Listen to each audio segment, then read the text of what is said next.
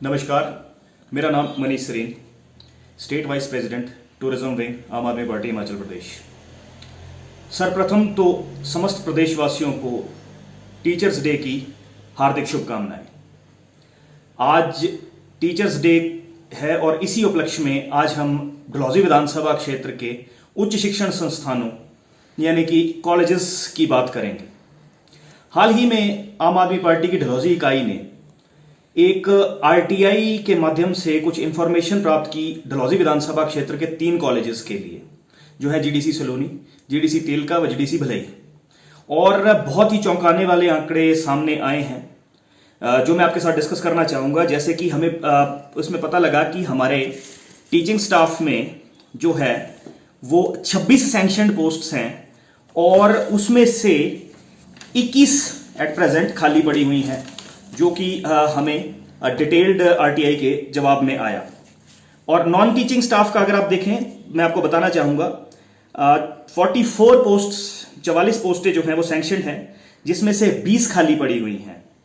यानी कि अगर हम ग्रैंड टोटल टीचिंग और नॉन टीचिंग स्टाफ का लें तो 70 में से 41 पोस्टें ओवरऑल अभी हमारे कॉलेजेस में खाली पड़ी हुई हैं।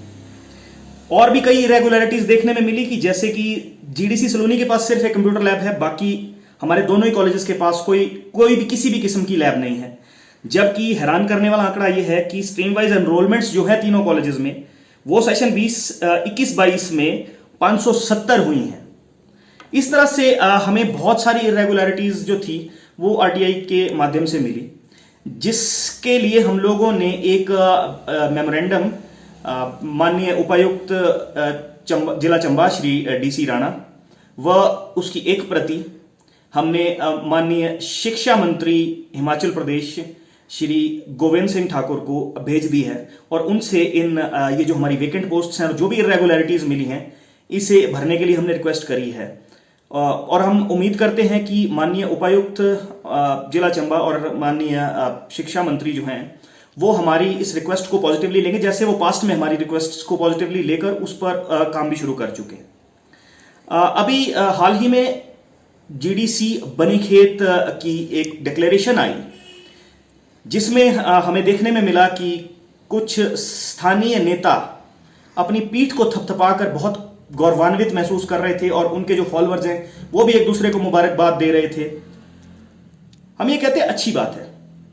किसी भी जगह पर कोई गवर्नमेंट डिग्री कॉलेज की जो इंडक्शन होती है वो बहुत ही एक पॉजिटिव स्टेप होता है किसी भी इलाके की तरक्की के लिए, के विकास के लिए। लेकिन जो स्टैंडर्ड प्रोसीजर को हम जानते हैं वो ये है कि पहले इंफ्रास्ट्रक्चर बनता है, फिर अध्यापकों की नियुक्तियां होती हैं, उसके बाद स्टूडेंट्स की एनरोलमेंट्स उसमें शुरू होती हैं, एडमिशन शुरू होती हैं। लेकिन यहां पर हमें बहुत कुछ उल्टा देखने को मिल रहा है।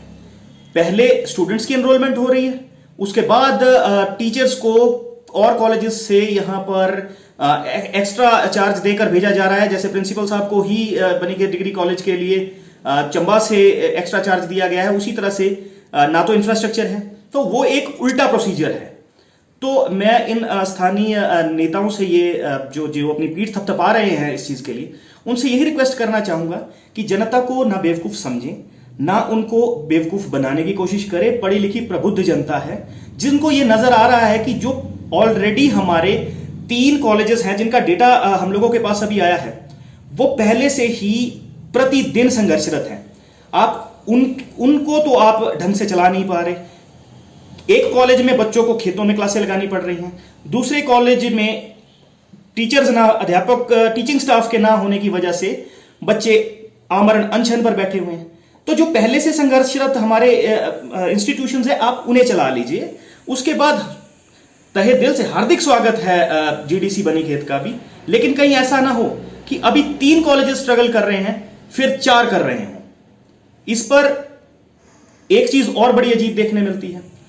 इतना संघर्ष हो रहा है हमारे उच्च शिक्षण संस्थानों को लेकर, जिसका हल स्थानीय विधायक को करना है, लेकिन डलहौजी विधानसभा क्षेत्र की विधायिका वो खुद विरोध में बैठी हुई है।